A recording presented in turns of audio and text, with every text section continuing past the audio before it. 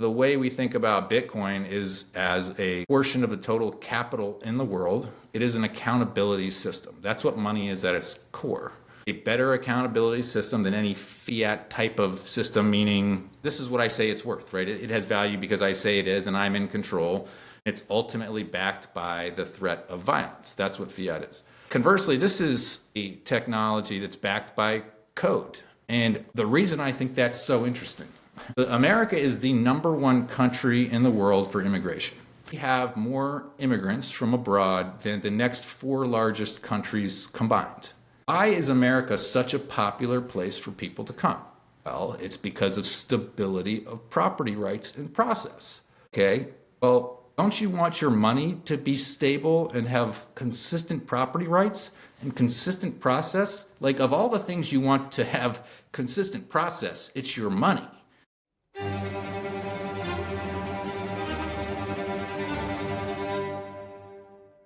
Greetings and salutations, my fellow plebs. My name is Walker, and this is the Bitcoin Podcast. The Bitcoin time chain is 861738, and the value of 1 Bitcoin is still 1 Bitcoin. Today's episode is Bitcoin Talk, where I talk with my guest about Bitcoin and whatever else comes up.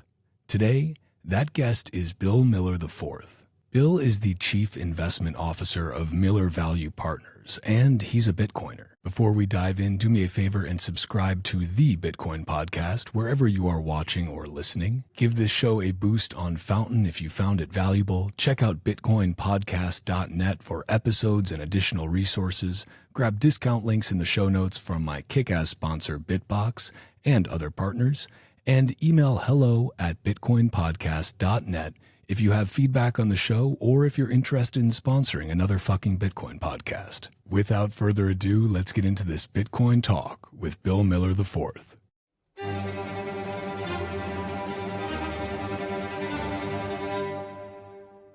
don't know about you, it's already feeling like it's been ages since Nashville. Like, it feels like this distant fever dream. I don't know. Maybe that's just me with the newborn still, but yeah, it's strange. What a great week, though, huh? It was. It was.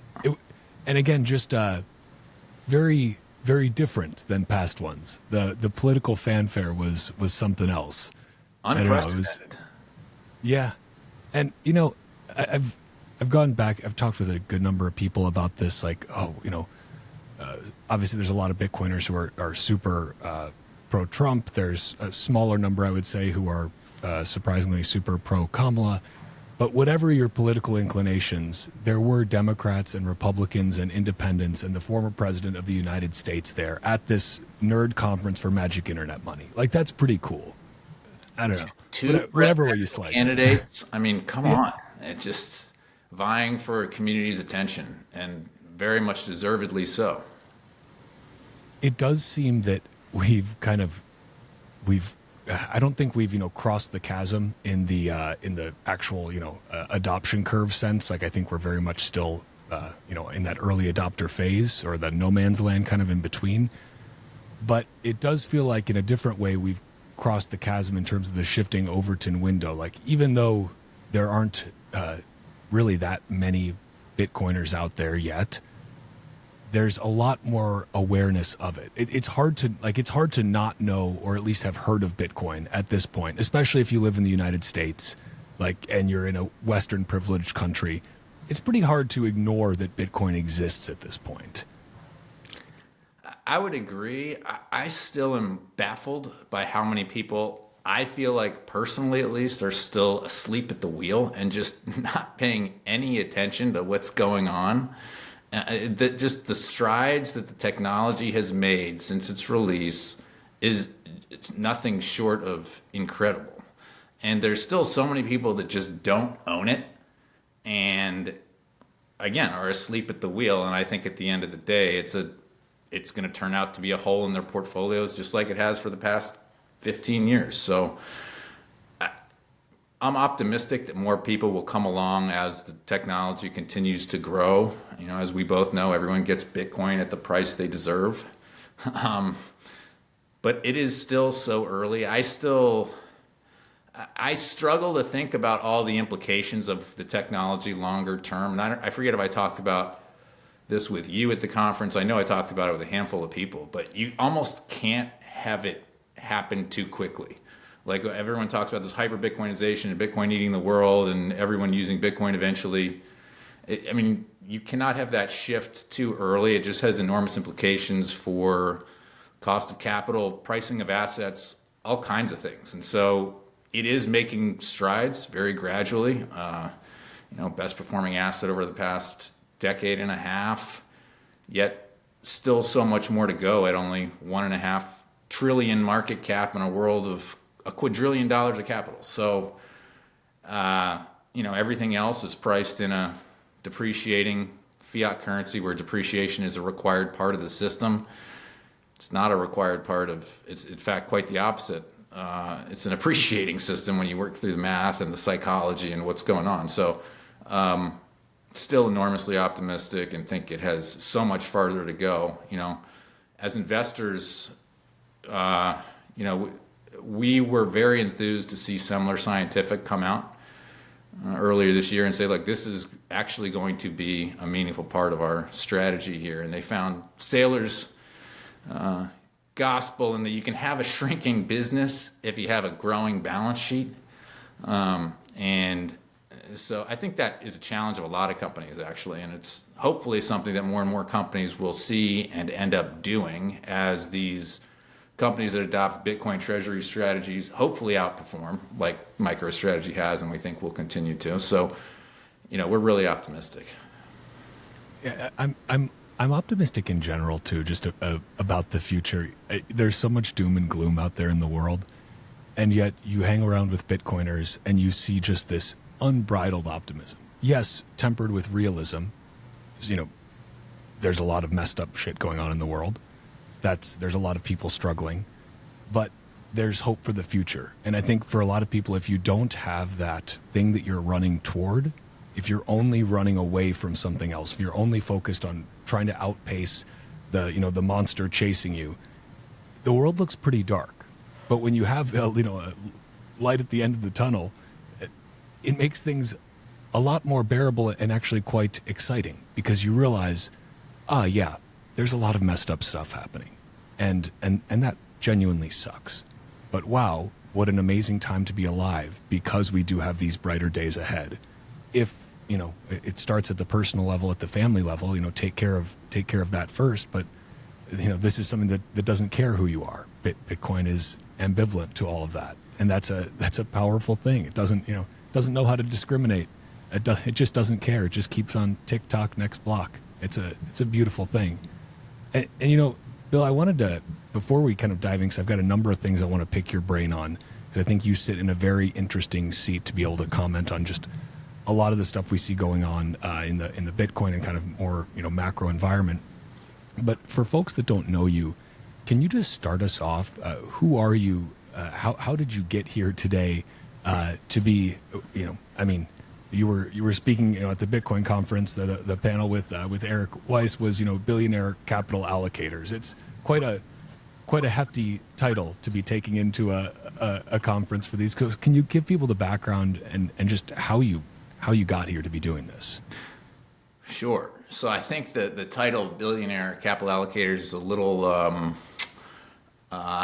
aggressive, but no, I from a Bitcoin perspective, I started buying Bitcoin personally, I believe it was around 2013.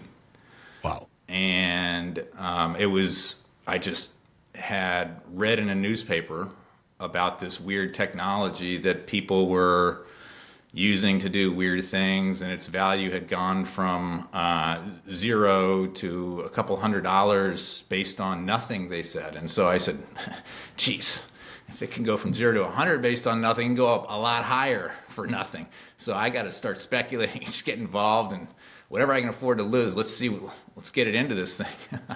So the speculator in me got excited, of course, just because it was interesting, and it was a question of invest and investigate, and that it was unique, different, and something that I just felt like I had to get involved in and then learn more about. So obviously I put some money in, and I remember shipping my ID electronically to an exchange in Eastern Europe, thinking I was either going to get my identity stolen or all of these funds were never going to be seen again, or some combo of the two. Luckily, neither of those things happened, and it wound up working out really well. But after I bought it, I started doing more work on the technology, read the white paper, thought about the fundamental problem it addresses and what the longer term implications could be and how much more massive they could have been from that perspective, at least in time. In 2015, so you asked me to talk more about myself, Walker. I run an investment firm called Miller Value Partners. I bought my portion of the business from my dad when he stepped back a couple years ago, a year or two ago. And now we just run a variety of investment products. We're a registered investment advisor. And we take a value-oriented approach to everything that we do. And so one of the big frameworks we always rely on is what's the addressable market, and then what's this technology's current market and how much bigger could it be, and what's the rationale for that, and how likely is that to happen. And we took that approach back in 2013 and 2014. And I think that same approach is exactly how we should look at it today. It is how we look at it today. And we talked about that framework as a share of the world's total capital, despite being a much more secure, robust governance and accountability system for accounting for who has what than any system we have right now. And it's such a small portion of the total world. Of the world's capital. So that's still how we think about it, and still think it has many, many times its current upside over the next decade, 100 years plus. And it's a very big part of our personal situation, and it's part of our funds, and something that we're heavily invested in and excited about. So has Miller Value Partners, because you said you got in at a personal level, started learning about Bitcoin, kind of going down that rabbit hole in 2013. Was Miller Value Partners a couple years behind that? Because you mentioned you guys do have exposure to Bitcoin through your funds as well. That's right. So as mutual funds, it's very hard to invest in these types of technologies, right? They're risky, unregulated, all these other things, right? So we were buying it personally. And then when Saylor came out in 20 and said, this is what he's doing, we started buying it around then, I believe, in the funds as well. So, you get invested as early as you can on behalf of your investors relative to what's feasible. And right now, this is all public information, but as a share of our ETF, which has daily transparency, combination of Semler Scientific and MicroStrategy is a mid to high single-digit percentage of that ETF. And so, your investment thesis is you approach this from a value investing perspective. But can you, for people who may say, like, well, what the heck does value investing mean? Like, of course you want to find things that are valuable to invest in. Can you kind of break that down? And then how does that value investing thesis, how does that really kind of go hand in hand with Bitcoin? Because this is you're coming from a very TradFi world. Clearly, there have been a lot of firms who have not taken your very kind of forward-thinking approach and are maybe now that the BlackRocks of the world have gotten in, they're starting to pay attention. But until then, they were, that's magic internet money. Right. So value investors try and find assets that are trading at substantial discounts to where they may trade in a few years because people don't necessarily appreciate those technologies or assets' potential. Generally speaking, that framework has been applied to stocks. So one stock trades at 10 times earnings, another might trade at 50 times earnings. Generally speaking, the traditional value investor likes to buy lower multiple things or things that have expectations for their eventual potential to generate cash flows that aren't fully appreciated in the stock price. Now, you could have a value investor that thinks NVIDIA at 50 times earnings is a good value just because it's going to grow at, they think it's going to grow at 100% for 2 decades, right? A year, something like that. But generally speaking, we're looking for gaps between current market valuations and where we think things could be in a few years. And the way we think about Bitcoin is as a portion of the total capital in the world. It is an accountability system. That's what money is at its core. It's a better accountability system than any fiat type of system, meaning this is what I say it's worth, right? It has value because I say it is and I'm in control, and it's ultimately backed by the threat of violence. That's what fiat is. Conversely, this is a technology that's backed by code. And the reason I think that's so interesting, so America is the #1 country in the world for immigration. We have more immigrants from abroad than the next 4 largest countries combined. Why is America such a popular place for people to come? Well, it's because of stability of property rights and process. Okay, well, don't you want your money to be stable and have consistent property rights and consistent process? Like, of all the things you want to have consistent process, it's your money, right? And so the process we have right now is not consistent in any way, shape, or form. Changes all sorts of, every 4 years there's a new president. There's all sorts of changing power dynamics, and people are effectively trying to curry votes by trying to shift who gets the marginal money, right? Oh, here's your tax cut. Here's your free handout. So there's always a way to shift that ledger, and the politicians that are getting elected are trying to make promises, effectively economic promises, to shift that ledger. And well, maybe there's, historically speaking, at least there wasn't a better way, because somebody ultimately had to control that ledger. Now, with the computing power, technology, and thanks to Satoshi's white paper, we now actually have a system that is automated from a property rights perspective. We've never had that. There is no other type of, from the other reason people always say, oh, what about other cryptos? Why can't we come up with another one that's going to be better than Bitcoin? Well, the reality is you have so much computing power securing the Bitcoin network that any other sort of proof of work network at this point couldn't arise out of just ambiguity and have that sort of, ecosystem just jump up around it. And that's something that the causal ambiguity of Bitcoin is so unique that will never occur again. And it has this first mover dominant advantage and this technology and energy advantage that it just can't be matched now. And so you look at that, you look at the stability of property rights tied to the automation of money that was heretofore never possible, and you go, wow, it's only $1.5 trillion, and the world's like $1 quadrillion of capital.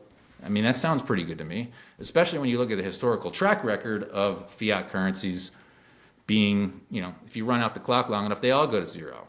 And that may be what's happening here. Bitcoin is demonetizing arbitrary process.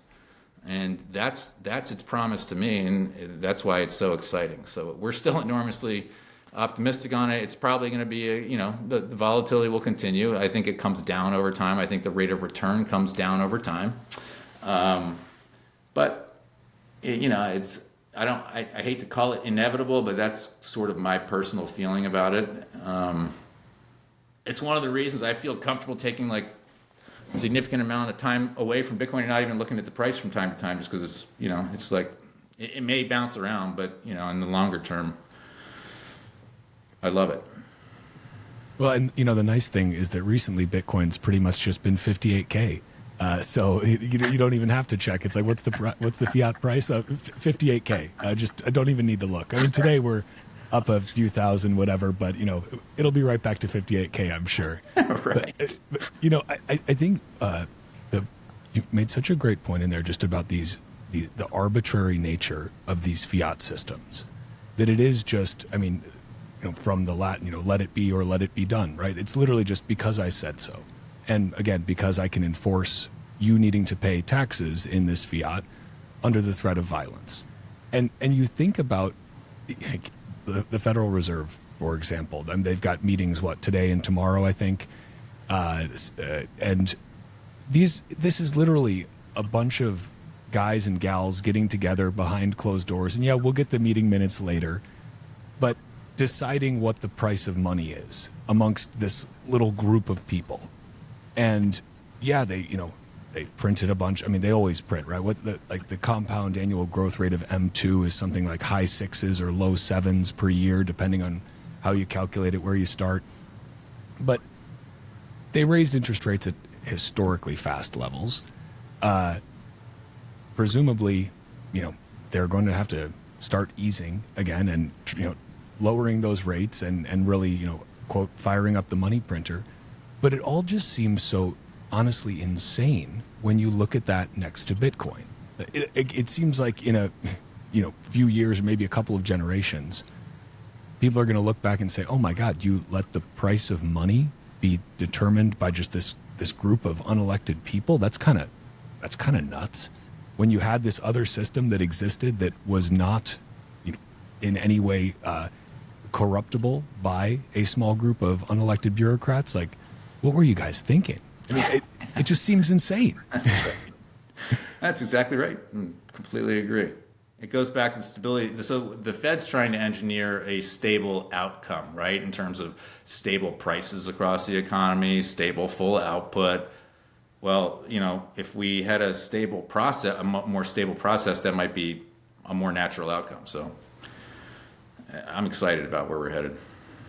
I am too. And, can I just back to your Bitcoin story also, was there a specific kind of aha moment for you? Like, or was it reading the white paper? Like, is that what did it for you? Was it some other part of this? Was it just realizing that, wow, this went from 0 to 200? Who knows where it's going to go from here? Or was there something else in there?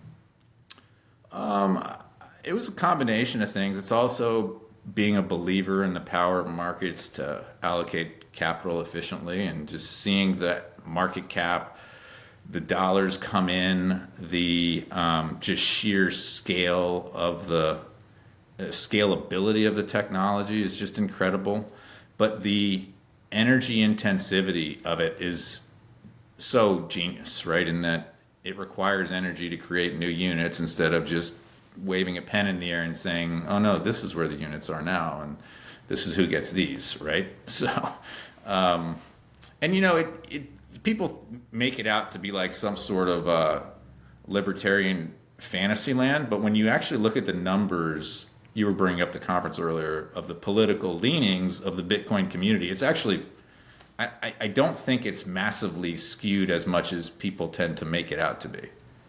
Not at all. And I just had I don't know if you've seen the work that Troy Cross has published recently. Just they did a pretty. I'll send it to you after this. I recently had him on here, but they did a great study, basically a survey, and I think they had 3,500 or 4,000 people. It was a really well done survey, but they went into this assuming that the political inclinations of people who hold Bitcoin would be, just as you said, kind of this much more libertarian leaning.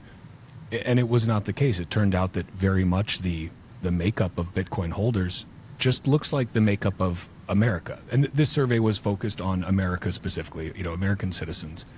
But that's kind of a shocking thing, I think, for a lot of people, especially, perhaps for politicians, where they think, oh, this is some fringe niche thing. I don't need to worry about these people. They're not going to vote for me anyway, so, screw them. No, it's these, in the words of Troy Cross, Bitcoiners are everywhere. They're in every party. They're in, every district. Like, this is, and according to their survey, it's something like 1 in 7 Americans hold Bitcoin. Now, there may be some, who knows, maybe that's not exactly right, but that number to me was actually shockingly high, just based on personal conversations I have with friends who are, not quite in the depths of the rabbit hole yet. But that's also very heartening, because I think it means there are a lot of folks out there just going about their day who aren't on, Bitcoin Twitter or on Nostr, and they're just, say have a little bit of Bitcoin, or maybe they're DCAing, who knows, but they have Bitcoin and they're all over the place, and you can't pin down a specific, this is what a Bitcoiner is. This is what a Bitcoiner, believes. Like, to me, a Bitcoiner is just somebody who holds Bitcoin. Like that, if you hold Bitcoin, you're a Bitcoiner. We can get into various, scales of that, but that's what it comes down to, right? Do you hold a superior form of money? And do you want more? Yeah, maybe that is actually the real thing. Not only do you hold it, but do you want more? And are you doing everything you can to create value to try and accrue more yourself? And you mentioned MicroStrategy, Semler Scientific, kind of following their playbook. We've now got a number. Metaplanet in Japan. There were a number of other ones that I think actually announced at the Bitcoin conference that they were had picked up a Bitcoin strategy. Seemingly companies that have nothing to do with Bitcoin, but they're seeing this MicroStrategy playbook and they're realizing, oh wow, there's something here. Do you think is this a trickle that becomes a flood? Do you think it's only going to hit a certain, if we're talking about public companies specifically, does it only make its way into a certain number of public companies' balance sheets? Or is this one of those things where eventually you'll have to hold Bitcoin as a publicly traded company? I love the Lynn Alden line, not necessarily in reference to this topic, but nothing stops this train. And people are going to see publicly traded companies that adopt a Bitcoin treasury strategy. I think that there's a high likelihood, at least, people are going to see companies that adopt this strategy outperform. And they're going to say, how can I outperform? Maybe I should start doing that. I mean, it's actually a little more widespread even than just MicroStrategy and Semler Scientific. So we own a company and have for a long, long time called Alliance Resource Partners. So they're a coal miner and largely founder controlled. I think the founders and management team own something like 30% of the company. But they recently decided they're going to use some of their stranded coal mined energy, to mine Bitcoin. And so they're just mining it and holding it and sitting on it. And so, this is we've always said it's going to be a founder-led revolution, and that's how it's shaping up. But there are companies out there doing it, and they're going to, I think, you think about there's, I think, a misplaced idea that coal is this forever shrinking situation. It's not, but the perception around the terminal value of something like that, when you say, okay, I'm going to put my money into Bitcoin, it totally changes the perception, at least I think, of the long-term value and potential of that asset. I think it's interesting what you said too about just this is kind of a founder-led revolution. I mean, MicroStrategy being a key example of that. Michael Saylor, founder, CEO he was like the longest or one of the longest running CEOs, that we've had, right? He was there for 30 years. Now he's the chairman. Quite a tenure. But is that what it takes? For example, you compare that to, let's say, the Apples or the Googles, who have ungodly amounts of cash sitting around, the best access to capital in the world, but they're more bureaucratic. They're bigger. It's their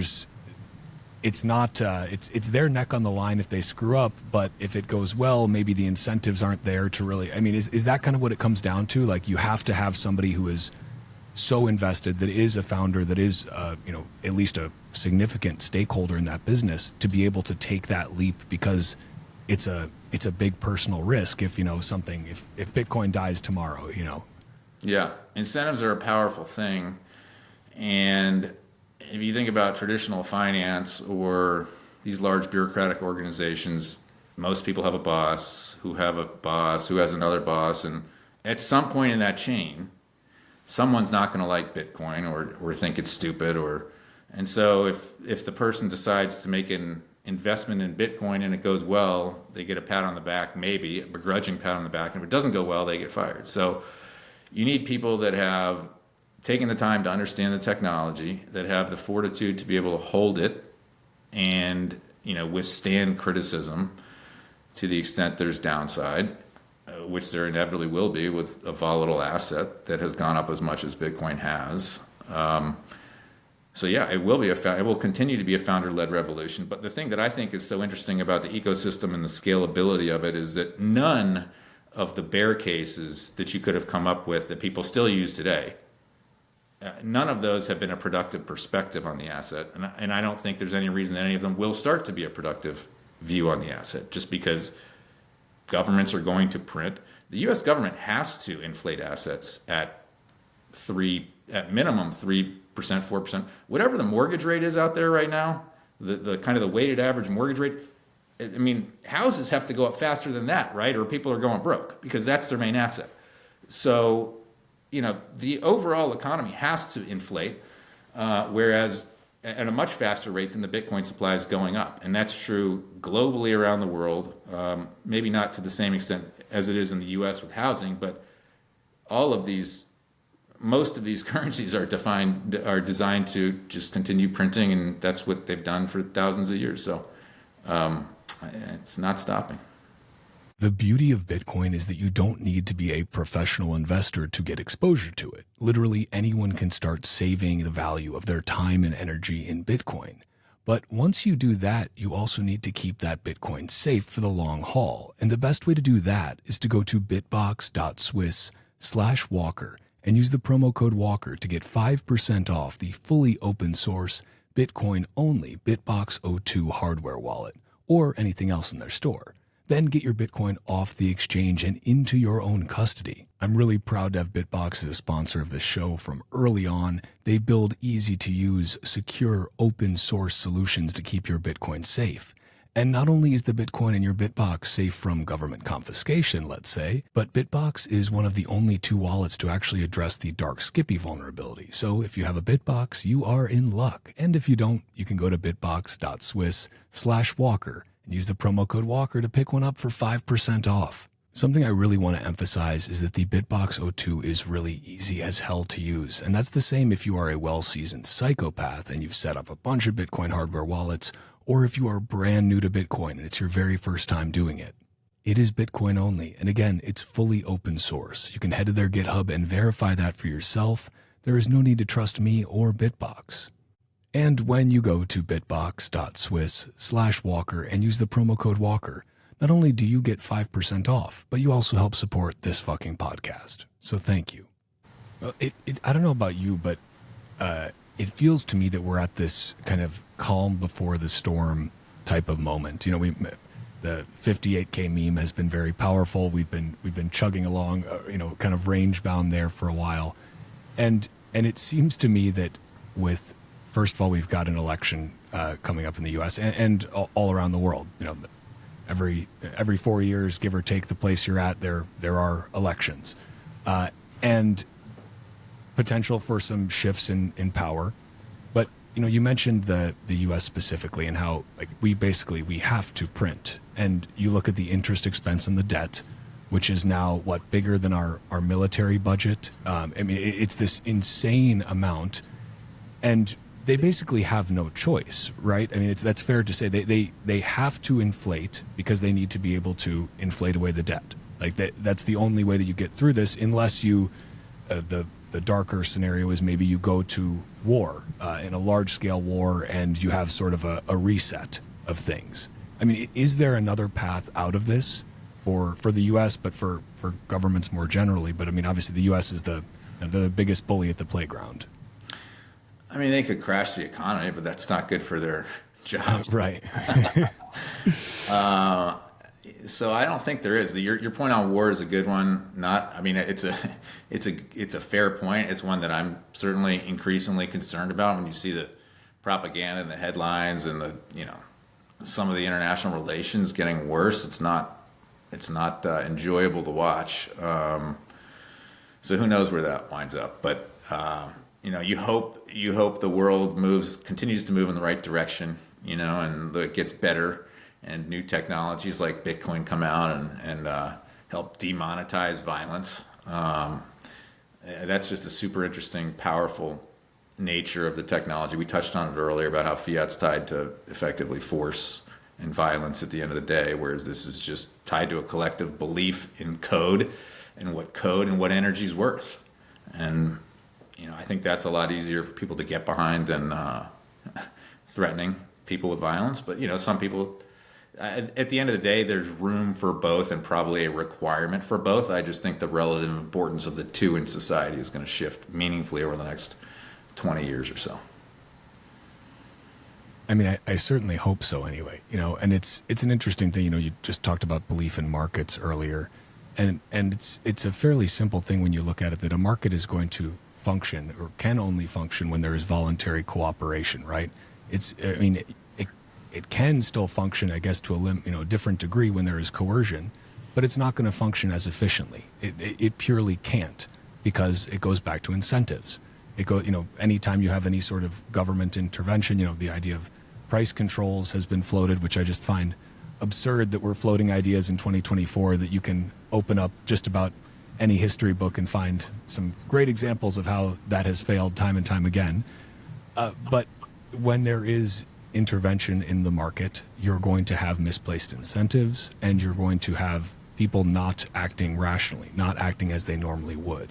And it seems to me that, Bitcoin is kind of this great measuring stick for reality, right? It's hard to measure things in fiat. And you see this in the prices at the grocery store changing. You see this in prices of housing changing. You see this in the cost of capital changing. It's a very poor measuring stick, especially, it was the only one we kind of had for a while. Gold has been around, and gold's been a pretty good measuring stick, but also is not practical in a digital information age. And again, it seems that Bitcoin becomes just very, very obvious. But then it's clearly non-obvious still to the majority of people in the United States and around the world. And I'm curious from your perspective, because you obviously, you're from this TradFi world. You understand this world. You talk with people who, live and breathe this traditional finance world. Do you have a lot of folks who are asking you, colleagues, or contemporaries who may be curious, okay, I know you, Bill, I know you guys are deep into this Bitcoin thing. Can you tell me more? Are you seeing more of an appetite, or is there not so much?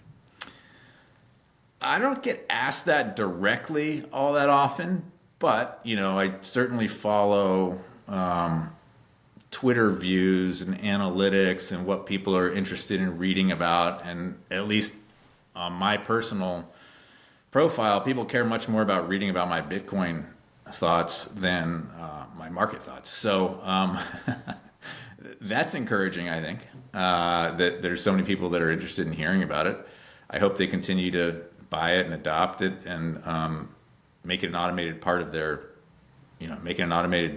lifestyle and economics. But it's when I go to use the word inevitable, how long do you have to see this thing continue to outperform and scale and eat into traditional arbitrary measuring sticks until you say, I got to buy some of this and make this part of my regular plan? I mean, it keeps going, and there's no reason that it will slow down when you think through the system and what would need to happen for a sustained Bitcoin, decline in price. And the reality is you'd have to have people start dropping out of the community, people that have been long-term buyers just all of a sudden come up with some reason not to own it, which when you look at its lead and what would cause that? I mean, so it's funny because everyone goes back to the Diamond statement on Satoshi coming on the screen and printing more. Oh my God. Whatever he said about it. Yeah. Good old James. What was he at for that? Was it the World Economic Forum? I think it or was he was? World Economic Yeah. Forum. But the point, I guess the point he's trying to make is an understandable one, in that when you're dealing with a new technology, traditional finance guys, I mean, I'm not a computer scientist. I haven't gone in and validated the open source stuff, but I get comfortable with it by seeing the tens of thousands of people at these Bitcoin conferences and these miners spending gajillions of dollars on it, and the people working at Coinbase, and you just look at the probabilistic nature of stuff. All of these technologists, I'm not a comp sci guy, but everyone that has looked at it as a comp sci guy, no one has called BS on it, ever. Right? And anyone that has been shut down, and the thing keeps continuing to scale. So that's how I get comfortable with it. Some people have different epistemic thresholds, but I understand that's sort of everyone's waiting for the rug pull after 15 years, but you go, okay, what rug pull is coming after 15 years, and the nature of the way this thing scaled and the extent of the people involved in it now, right? Okay, here's one. Maybe Michael Saylor comes out and says, I'm Satoshi, watch me move these coins, but I'll do it online. That would be the only thing that would potentially crash it as if Satoshi was unmasked and, I mean, if Michael Saylor was Satoshi, I think that'd be awesome. Maybe he is. Who knows? That would have been quite a long con on his part. That's right. But no, I think you're right. That's basically if you have to think about failure cases or cataclysmic events, that would be one. Is okay, Satoshi comes out of the woodwork and does this. Again, I mean, I don't know who Satoshi is. None of us do. No matter how much some people may claim. Thankfully, we can legally now say, Craig Wright is a fraud, which is lovely. After all the hell he put so many people through. But yeah, that's an outside. There's maybe a non-zero chance. You couldn't put it at zero, but it's at least fairly low. And as you said, we're 15 years in here. But I think at the same time, a lot of people see this as, even though it's 15 years is a long time. We say, we're still early though, but a lot of people, I think from the outside looking in, especially maybe if they've been following Bitcoin for a few years, let's say since 2020, when it crashed down to 3,500 during that COVID crash. But now they see it sitting at, 58K forever, but they see it sitting there and they think, oh, well, how, I missed it. I missed it. Like clearly we're not early. What do you say to those types of people? I mean, do you still firmly believe, like, yes, we are still early. Yes, there is still a massive amount of appreciation to come if we're measuring this thing in fiat? Oh, firmly, yes. And you made a good point, which is, okay, there's a non-zero chance that it goes to zero. Okay, that's logically true. However, there's also a non-zero chance that it goes up another 5, 10, 50 times or whatever, right? So, all right, if you can make many, many, many times your money, but you can only lose one times your money, right? Maybe we should put a small portion of our money into this thing, knowing that it's possible that it goes to zero, but the reality is, if it does what it's done for the past 15 years, and that track record of adoption continues, massive addressable market for good accounting and digital accountability. You're going to do great. So like it's an allocation thing, and depending on your own personal comfort level. But to not own any is just betting against an incredibly powerful trend that's showing no signs of slowing and potentially signs of acceleration. So, yeah, I think it becomes increasingly irresponsible to not at least own a little bit of Bitcoin. And there's also it's so easy now to acquire it for the average person too. You've got many different types of exchanges where you can set up an automatic buy, and just literally set it and forget it. Invest the amount that a Starbucks coffee would cost you per day, and that's pretty doable for most people. So, and if you want to buy peer to peer, you can do that as well. A little bit trickier, but you can also try to earn it. There's a lot of ways to acquire Bitcoin, and I think it's going to perhaps become increasingly difficult to acquire Bitcoin at any sort of reasonable fiat price in these coming years. I mean, we see also, we talked about companies earlier, but you've got nation state adoption happening at least at some level. El Salvador being the key example, but the Kingdom of Bhutan as well.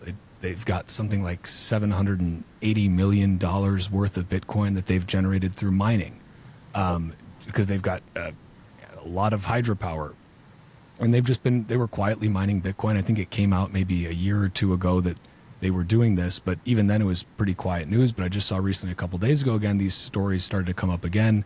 I think they've made some of their holdings public, but that's a very large non-zero amount. And so I wonder too if the same sort of founder-led approach that happens at the corporate level, where those founder-led companies become the first ones to jump into Bitcoin. If you have a similar analog there in the nation-state world, like it must be smaller nation states first, like El Salvador, like the Kingdom of Bhutan. I don't know, and I'm curious too, just what your thoughts on that. But then also, do you think there are any real are there legs underneath this Bitcoin strategic reserve that Kennedy talked about, Trump talked about, Lummis put a bill on the floor for it. Should actually did the work there. So shout out to her for putting out some real proof of work. But what do you think about that? Do you think some of these things are just Lummis aside, because she's actually putting this out there, but as far as campaign promises go, do you think these things actually materialize? Is this something that's actually ultimately beneficial to Bitcoin, or are there some negative externalities to that level of United States nation state adoption that maybe people aren't thinking about? No, greater adoption for the asset is good for Bitcoin. Whether that's nation states, companies, individuals, greater access to it's a good thing. Greater adoption of it and greater demonetization of arbitrary policy is a good thing. To your question on nation states, that's a really interesting idea that I hadn't considered before. It certainly seems like it's been the case so far, but I bet if you look at what's the total dollar amount of Bitcoin held by the U.S. right now, it's probably greater than Bhutan. How much you say Bhutan has? I want to say it's like 780 million. It's not a crazy amount. I mean, certainly not if we're talking. That's a lot of corn. But the United States still has like 200,000 Bitcoin. Oh, so I believe so. I think they still have those from the Silk Road coins. They've got Bitfinex coins as well, some of which belong to Bitfinex, obviously. But who knows if they'll give those back. But the United States has a lot of Bitcoin, right. Significant amount. Well, that's an interesting point just to be aware of right there, right? Is that, well, look, here's the, even though we own it, we're still selling it, right? And every sale has been an idiotic move, and it's lost the United States money. And hopefully someday there's a name tied to whoever's deciding to make these sales and when and why they're doing it. We don't know. Now it's just the government selling Bitcoin. No one knows. No one will put a name on it, though, will it? Which is interesting, too. So we need to stop selling it first, for sure. But it is good to see other countries buying it. I mean, we'll get there. I mean, Germany certainly seems to have. They managed to really sell the recent bottom, which was impressive. The memes that came out of that were good too. That's one thing I really love about Bitcoiners is they will never waste an opportunity to make a good meme out of something. I think that's a superpower. Oh, absolutely. Bitcoin has the best memers and content producers on the planet. I mean, it's awesome. and because it's ultimately what is a meme? A meme is a way to disseminate information very efficiently in an incredibly high density format, and I think that's going forward, as Bitcoiners not only gain, Bitcoiners are gaining in economic power. I think that ability to also be very effective at disseminating information, combined with that economic power increasing, means that the Bitcoin community becomes an even more powerful political force. So you've already got former presidents, presidential candidates at the Bitcoin conference.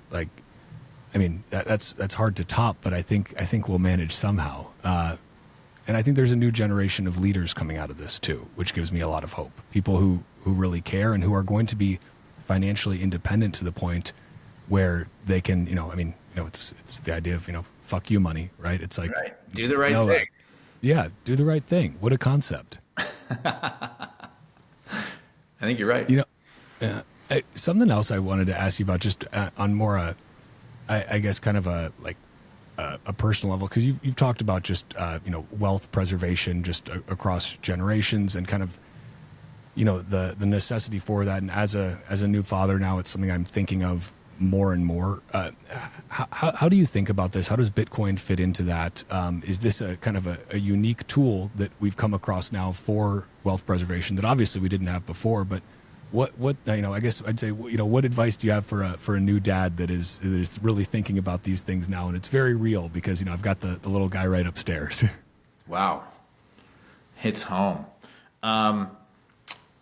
So I don't want to be on the hook for giving you financial advice, but I can certainly give this is not financial advice. Just how do you think about it? Maybe it's a better way to say it. Bitcoin within that context, I think it's an enormously powerful tool for transferring wealth across generations and time and space. So, something I think about personally in my portfolio. I've said this publicly a lot, but I try to sell anything if I need proceeds to eat or spend or whatever. I try to sell anything but my Bitcoin, just because I still believe that if you can tolerate the volatility, that over the next 3 to 5 years, it's likely to continue to be the best performing asset. And so I want that to be a very meaningful part of my personal situation. Would I advocate going full maxi? I don't know about that, like full maxi.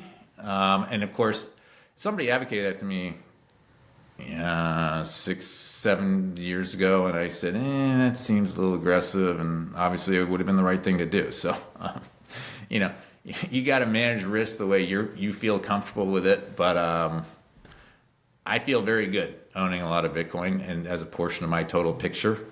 And so, I'm always looking for more exposure to it. I look for active ways to generate more fiat to then convert into Bitcoin if possible. So it's a calling almost.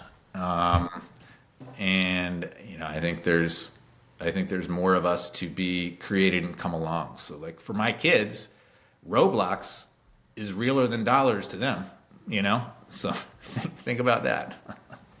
I mean, and that is kind of just magic internet money. But hey, it matters to them, right? You can only buy skins and swords and stuff with it, but imagine what you can do with some Bitcoin. At least they don't enforce that digital currency with violence, though. We can, so Roblox has got. And no, they'll kick you off the going for it. platform if you do something wrong with it. Well, I guess that's its own form of perhaps censorship, but yeah, I'm maybe we'll see them integrate some Lightning payments at some point. I don't know if we're there yet, but yeah, who knows? That would be cool. Another thing that I wanted, just on kind of more of the personal side, you've talked a lot about just being very careful about choosing where to live, and how this is actually a quite an important decision in terms of wealth accumulation. And I think perhaps a lot of Bitcoiners struggle with this idea of, okay, especially right now, interest rates are pretty high.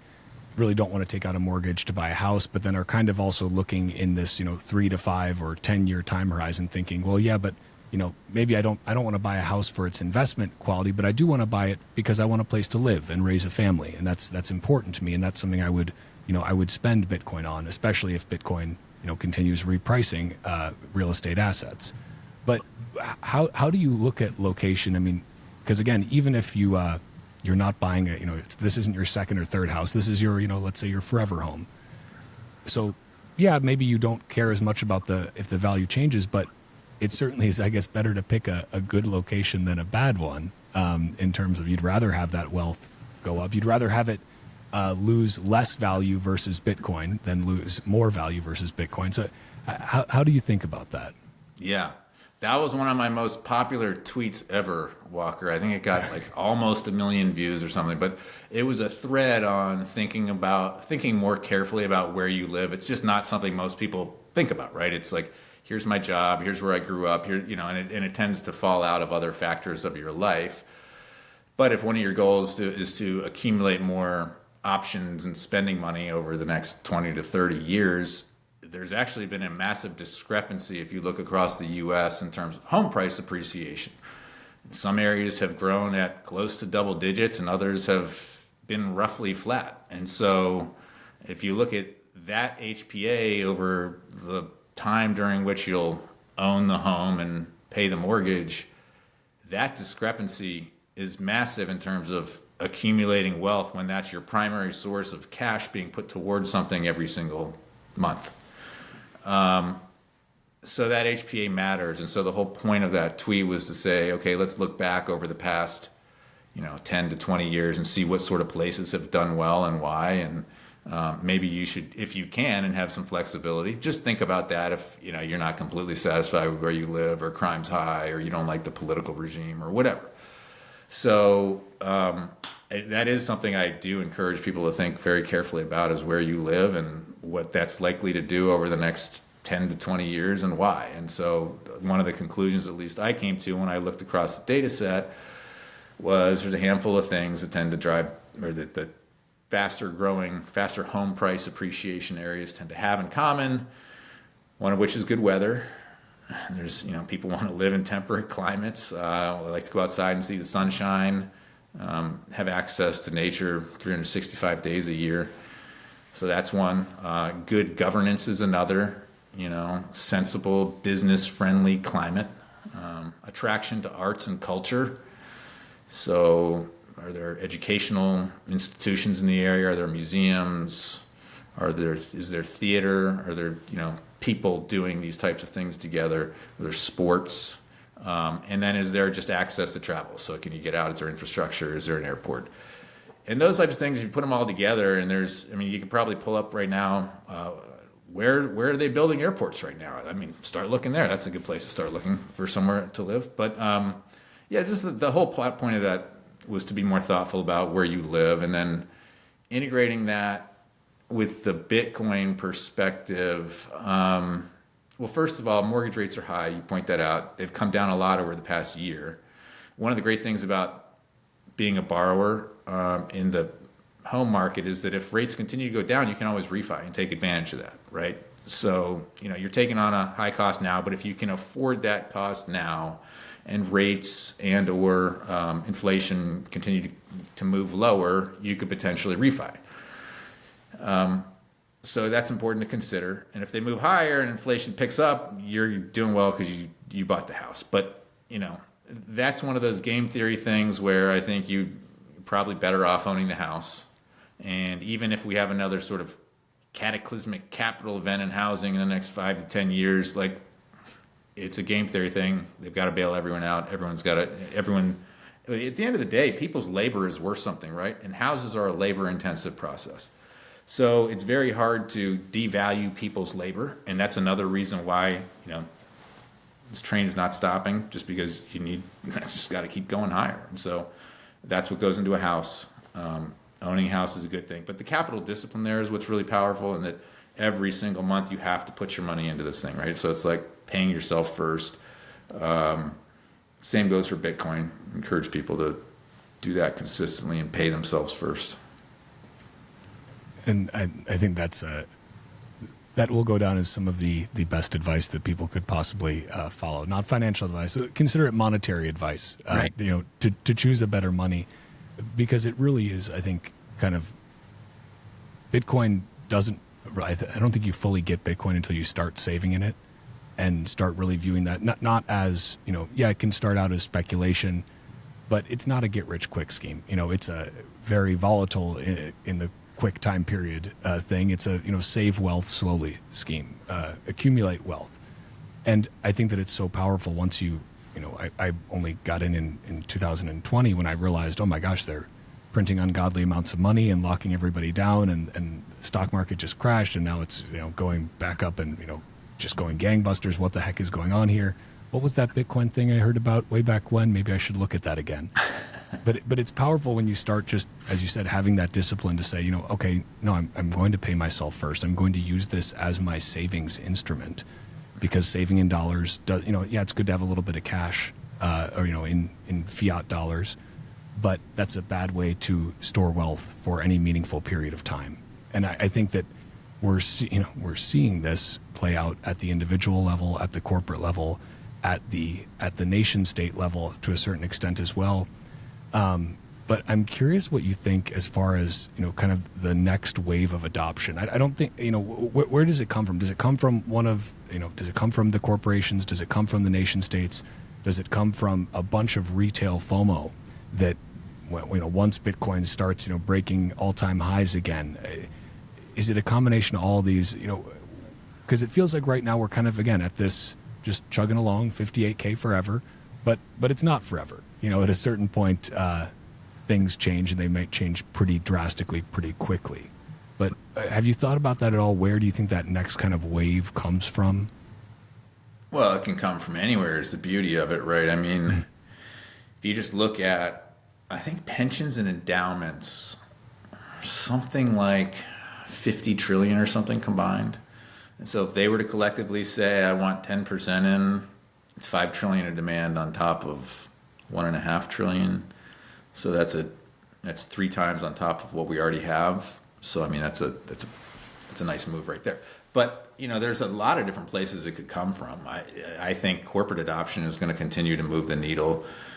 It'll keep ticking along. It's slow and steady, but slow and steady, meaningful moves. And if you look at even the bond market with El Salvador's bonds have been one of the best performing bonds out there. MicroStrategy's bonds tied to Bitcoin have done really, really well. And so if regulators don't get in the way of it, maybe you continue to see things issue capital to, put into Bitcoin. Who knows? And maybe those things continue to outperform like MicroStrategy has. And it just keeps picking up steam. So, one of the stats I saw and keep coming back to, this was a couple months ago, but it's directionally still right.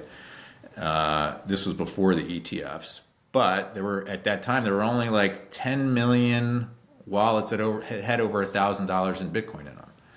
And there's how many billion people in the world, and how many people can afford to have more than $1,000 in Bitcoin, right? A lot more than 10 million, and should. So a lot more to go here. Just talking about numbers, it's kind of mind blowing. There's something like 25 million millionaires in the U.S. alone, and I think like 50 million worldwide, give or take. That's ballpark, right? I think, and there's 21 million Bitcoin, and it's like, okay, we know that several million of those are lost forever.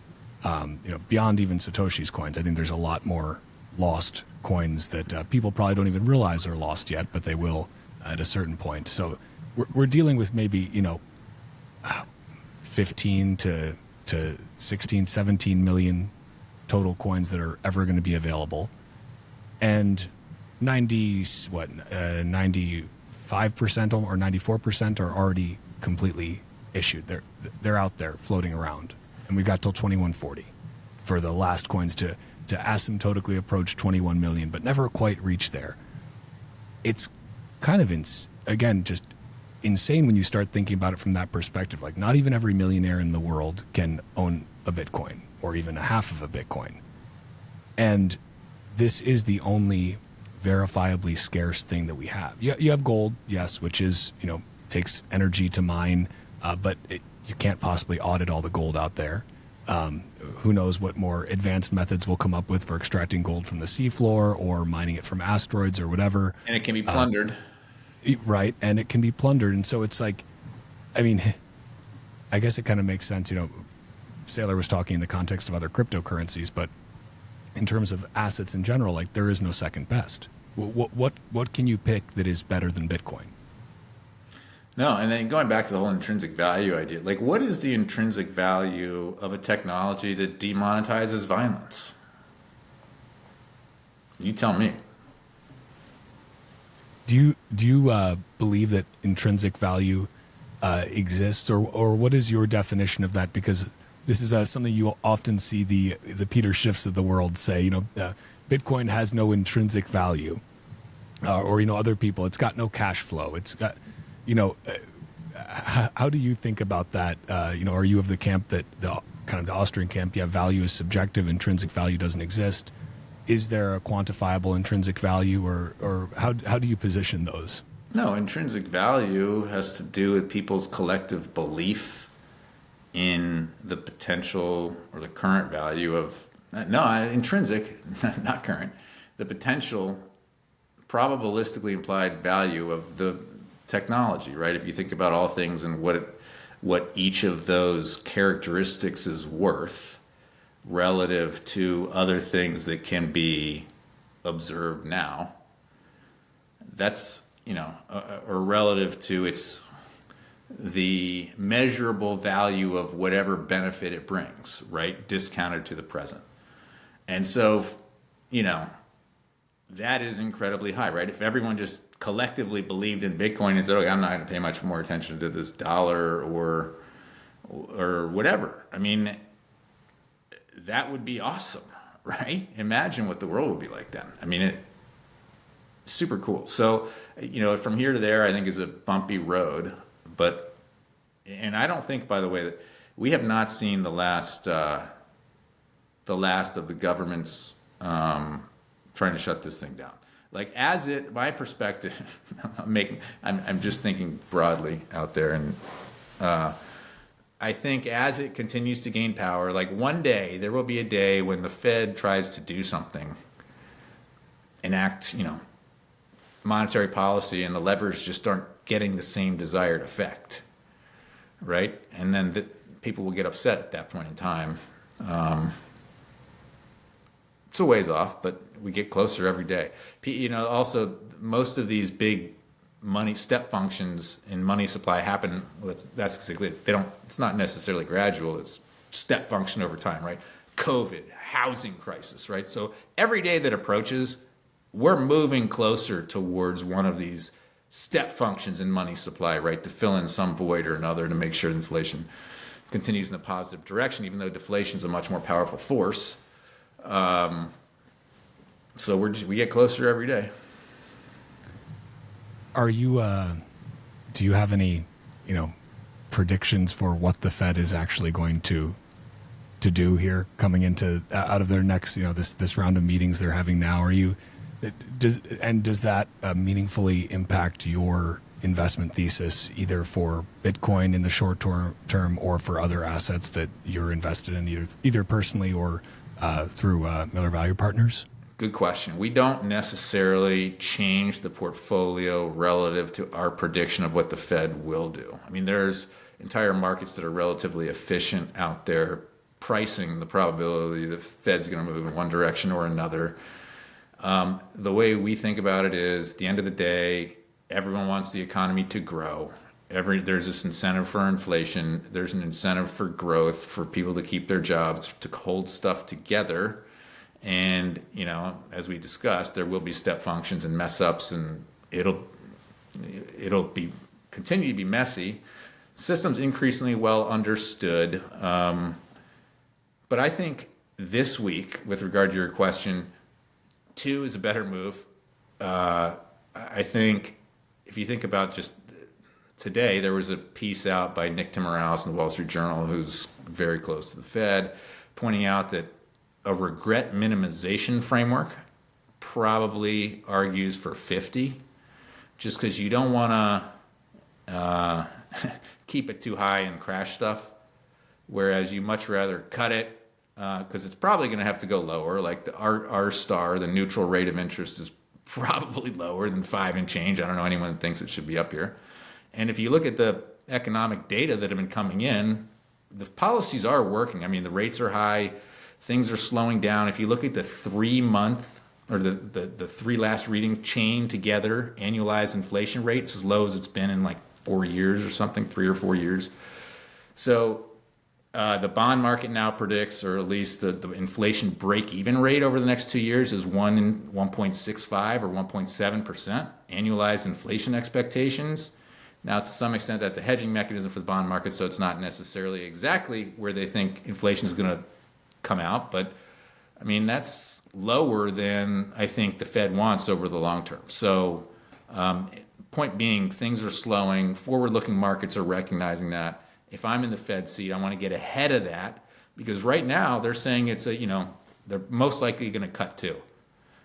But efficient markets are also saying inflation over the next 2 years is going to be like 1.6, 1.7.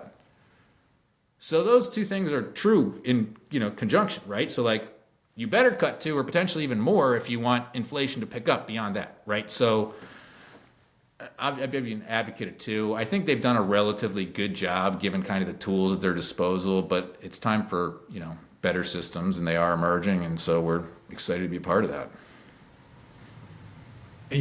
As we, I guess, go forward, you mentioned earlier, not wanting this idea of hyper-Bitcoinization to happen too fast. And I think people have different ideas about what hyper-Bitcoinization means to them. Like some people would say, okay, that hyper-Bitcoinization means every fiat currency is crashes to zero and things are really gnarly for a while. Excuse me. And then they get better and everything is, bathed in a glowing orange light of the, utopian Bitcoin future. And other people would say, well, hyper Bitcoinization is just the eventual or the kind of ongoing process of more and more adoption. It's not necessarily, it's a journey more than a destination. At least personally, I don't want to see fiat currencies around the world collapse to zero, because that means an incredible amount of pain and suffering and death for untold millions or billions of people. So that's something I think would be bad. But how do you see, I guess, Bitcoin? What is Bitcoin's kind of future state role? Like, let's go out, however many years you want to take it, 10, 20, 50 years. Is this something that is just, fiat currencies do eventually go away and we have this, complete hyper Bitcoinization, or fiat currencies are kind of always there? Governments are always going to need some sort of instrument that they can play with, but Bitcoin is a better check on that, just uncapped printing. I think that's where we wind up. I think that's where we've been for 10 to 15 years. And I think that continues. And I think people that continue to allocate capital to Bitcoin end up gaining economic clout globally. You made that point earlier about one of the reasons I think the political interest in the Bitcoin conference this year was so high is because there was huge donations from the Bitcoin community, because the Bitcoin community can give huge amounts of money because they've made a lot of money on Bitcoin, right? So, that's an interesting dynamic. Though I believe longer term there is room for both fiat and Bitcoin. I think things that have obvious fixed supply, whether that's, scarce waterfront property, unique art paintings, stuff like that gets priced in Bitcoin, whereas consumable goods maybe not so much, or things that we have to keep churning through. But who knows?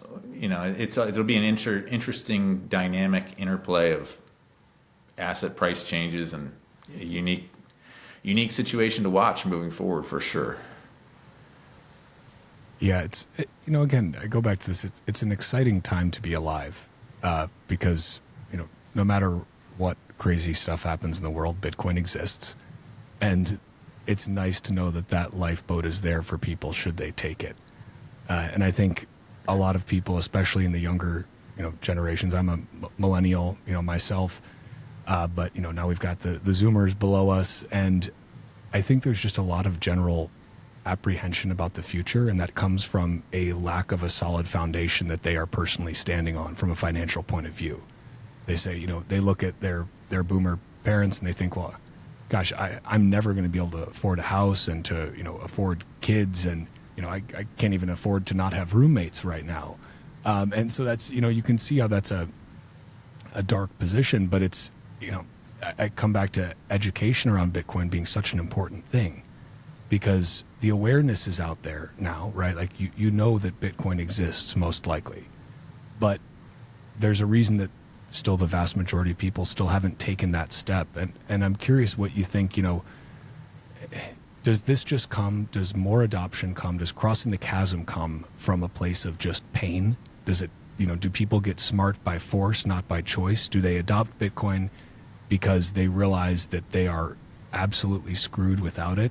But it only comes, we don't start seeing massive waves of, let's say, like retail adoption of, your Uncle Jim and, your cousin Timmy adopting Bitcoin until things get a lot worse in kind of the, let's say, the fiat world.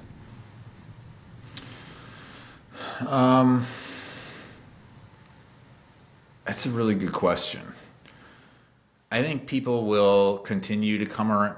Self-interest is a very powerful force, and people are naturally curious about how to make more money, how to get ahead, how to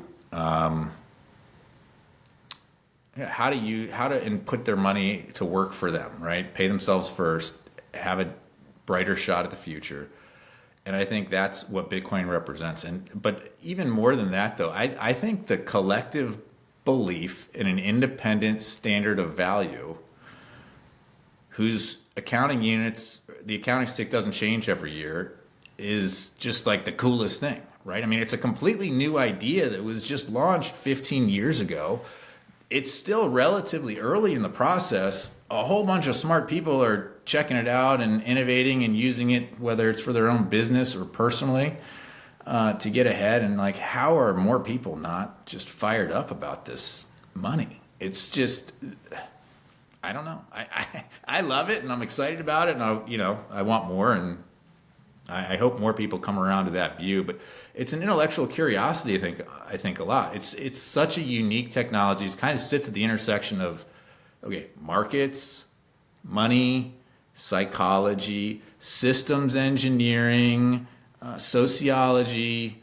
I mean, it's just so interdisciplinary, and it brings in so many unique people with different perspectives, that it's a cool thing to be a part of. And I think people will just continue to come around to it. I mean, you look at the Bitcoin Mag, their conference numbers every year, and it keep moving higher, right? So that's just, and the energy is palpable. Political candidates are now involved. More companies are involved than ever. We're just picking up speed here. I don't think there's never been a time when Bitcoin took a step back over a 3 to 6 month period. Has there? Never. I mean, it just, people keep grinding and it keeps moving forward, and it's cool to be a part of. Amen to that. And last thing I would ask you is just if you've, I don't usually like to talk about price too much on this show, but because I have you here and you look at these things with much more, a lot more expertise than I do.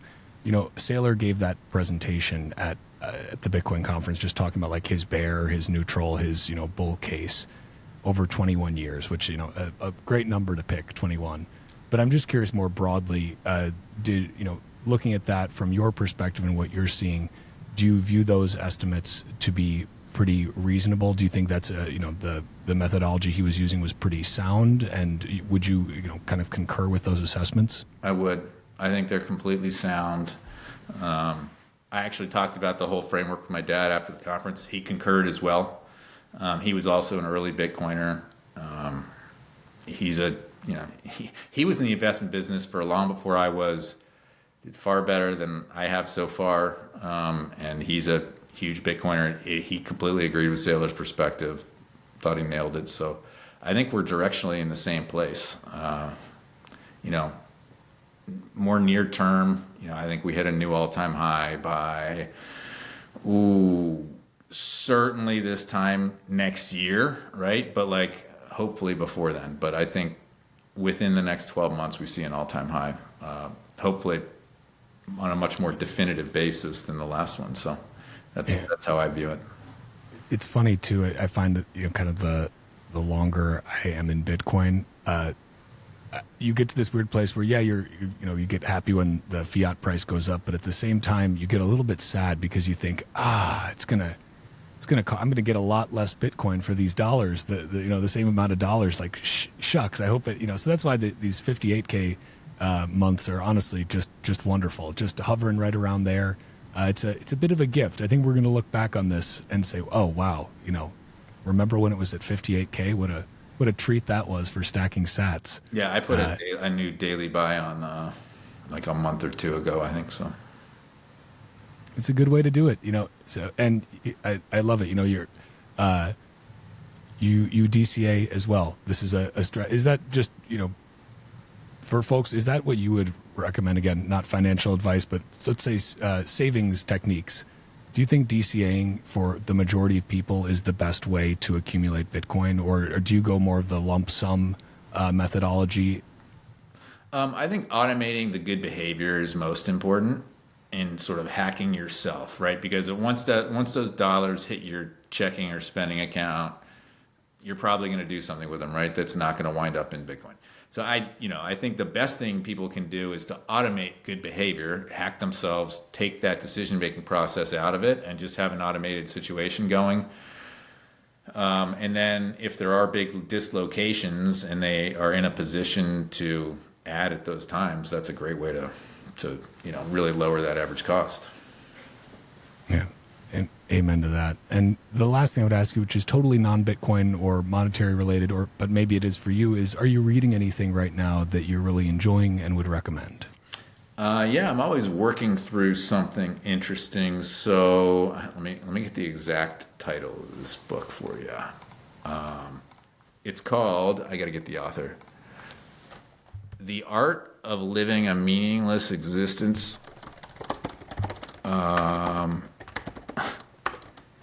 Existence. And it started by this guy who started, I guess, this incredibly popular YouTube channel called something like The Pursuit of Wonder.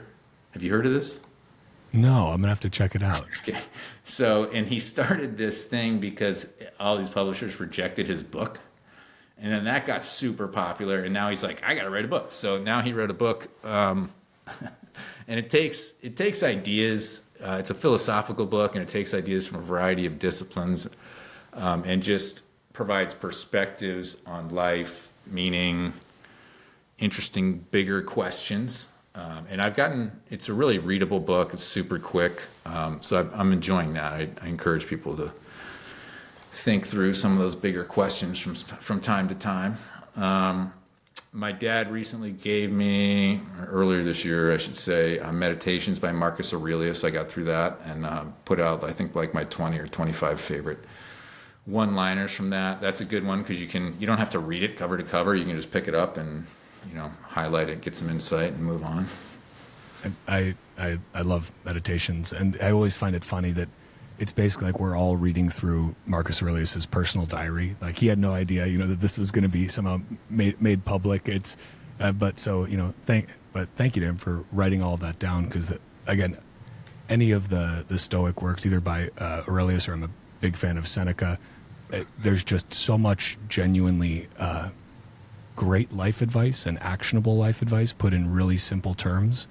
And when you start reading it, you also realize, oh my gosh, this information has just been sitting out there for 2,000 years and nobody told me this. It's kind of like an incredible moment because you're just thinking, oh my God, why don't more people know about this? It's been there for 2,000 plus years and we're still running around like idiots. Like I guess this goes back to, we have all the access to information we could ever, the Library of Alexandria times a billion in our pockets. But you have to, have the initiative to go out there and look for it. That's right. And it's out there. Just got to do it. Well, Bill, I really enjoyed chatting with you, picking your brain. Appreciate you sharing your scarce time because Bitcoin, like your time, is scarce, but Bitcoin podcasts are abundant. So I appreciate you jumping on this one. Anywhere you want to send people in particular, I'll link your social in the bio or in the show notes.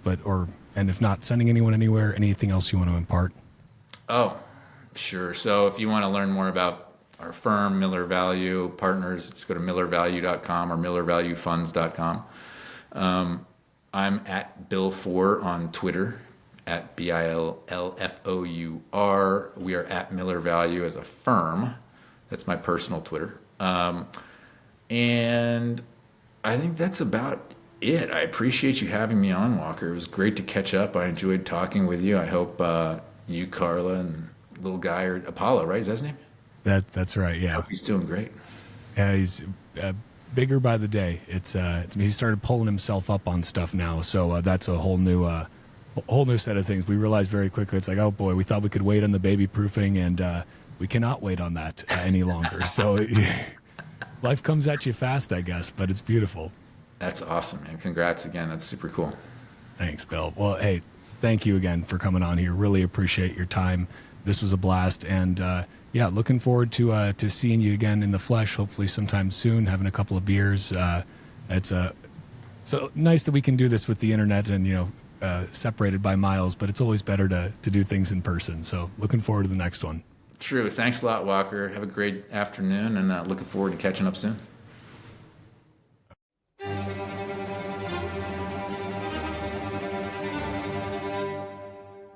And that's a wrap on this Bitcoin Talk episode of the Bitcoin Podcast. If you are a Bitcoin-only company interested in sponsoring another fucking Bitcoin podcast, head to bitcoinpodcast.net/sponsor. If you're enjoying the Bitcoin Podcast, consider giving the show a 5-star review wherever you listen, or sharing the show with your friends, family, and strangers on the internet.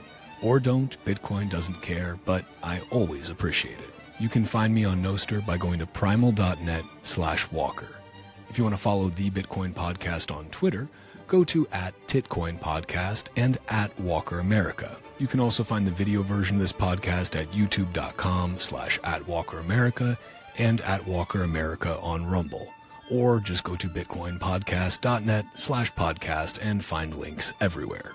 Bitcoin is scarce. There will only ever be 21 million, but Bitcoin podcasts are abundant.